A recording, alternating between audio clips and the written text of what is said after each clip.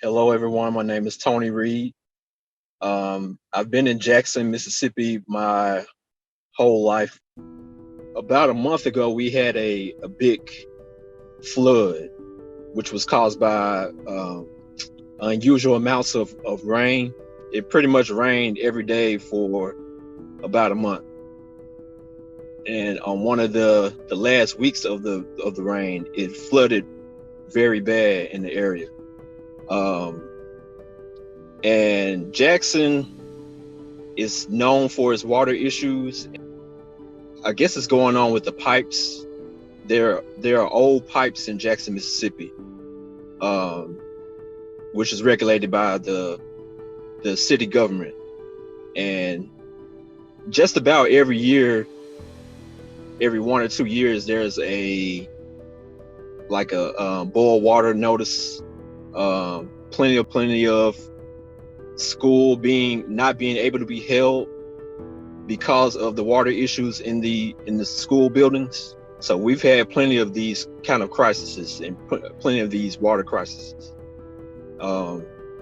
This last one just hit pretty hard. It started in July and it's just ended last Thursday. We have been having to have bottled water brought into the city.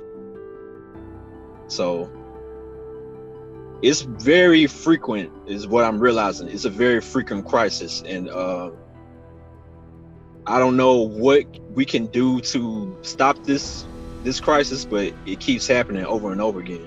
Most of the people I know are outside of Jackson, so it's kind of like out of sight, out of mind. If you're in Jackson, you're in trouble. If you're outside of Jackson, you kind of don't care about it. The people of Jackson, they need help. They need clean water, and we really need someone to look at the infrastructure. That's what's causing the problem over and over again. The infrastructure is old. It's not up to par with what we need. We could not cook. We could not brush our teeth. We could not bathe. Well, they said you could bathe with the water, but that's a little iffy. It could cause like certain problems, certain bacterial infections. This has been going on since before the flood. Actually, the flood just was the breaking point, to where we had to have help. But I've noticed the water was brown, and I've heard that the pressure, there was not enough water pressure to take baths or cook. 4 years ago, my last year of teaching, we were not able to go to school for, I would say, about a month, almost a month, because of water pipe issues. And that was like a ice storm had happened, and it caused the pipes to burst, and they couldn't get the boil water notice back right until a month later. So it's just a reoccurring issue. Jackson, Mississippi is also in I would say, a state, almost like a state of depression, where every day you're worried about shootings, killings, all kind of death and crime. So in your mind, you are seeing everything that's going on every day. So when something like this happens, it kind of sneaks up on you, because you're more focused on this person getting killed, this person going to jail, this person robbing or being robbed. So when a water crisis happens, you're kind of caught off guard. A law-abiding citizen in Jackson would just come up with better ways to get clean water, as far as boiling water, getting bottled water, going to family members, going to organizations. But on the other side of the coin, you have people that become, that hardship makes them like lose hope. They can lose hope in the situation and turn to all types of things, violence, giving up and asking for money on the street. You have those type of people in Jackson too, and they just sink further into poverty. Most of those people, they're already in poverty. So when you are already in poverty and crises happen, that makes you think of ways to get over on people. As far as when I say getting over, I mean stealing, scams, stealing.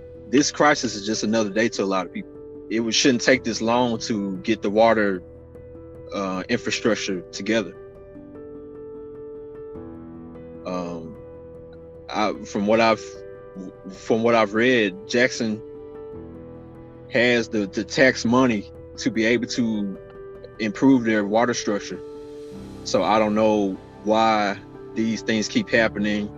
And in this situation, I don't know why it took so long for the water to get back clean. I don't like the bickering that's going on between the officials in Jackson and the state of Mississippi. I think sometimes the administrators and the officials, when things like this happen, it seems like they're more worried about getting in front of the camera and coming up with their little sound bites that go across the nation. And they're more worried about that, it seems, than actually solving the problem and actually helping the people. Seems like you're on your own and you're not really gonna get the real help. From what I've read, it's at least the pipes have been messed up for at least a good 40 something years. Why does it take 40 years? I don't understand it. Yes, I would love to live in a world like that. No school shootings, no violence, good government structure, great resources. To achieve that, you would just have to get rid of the selfishness in humans. Selfishness and greediness is what's causing us to not be able to have that version of life. We cause ourselves to say, "Oh, that's impossible. That's a utopia. You just a dreamer. That's unrealistic." But it actually is realistic, because we're able to build all these great things already. You know, we have all these great inventions. We have just amazing things, amazing art, the Bible, movies, great TV shows. We have all that, great technology, computers, laptops, microchips that can fit in the palm of your fingertips.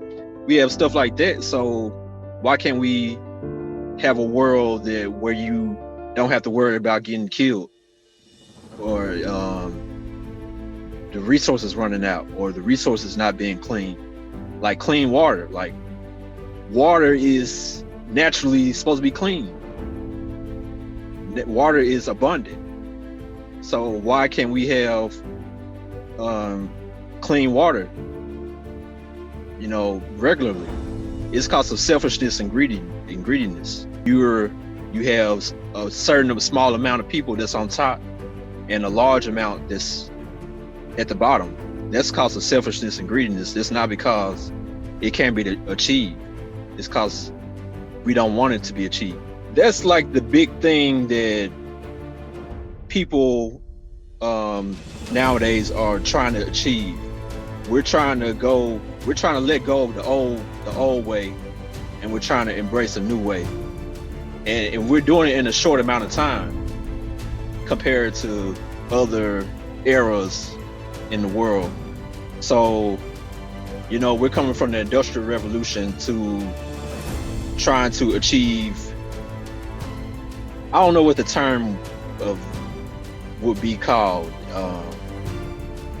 I'll just say like a new way of living, which is not based on like scarcity, creative society. So we're already naturally heading towards that, and that's why we have organizations like you all. And I believe that it will become the norm, that the way of embracing creativity and letting go of scarcity, that's going to be the new way. We invite eyewitnesses of climate disasters, as well as anyone who has specific knowledge of such events, to be interviewed. Please contact us, share your story. For the whole world to know the truth, participation of every person is important.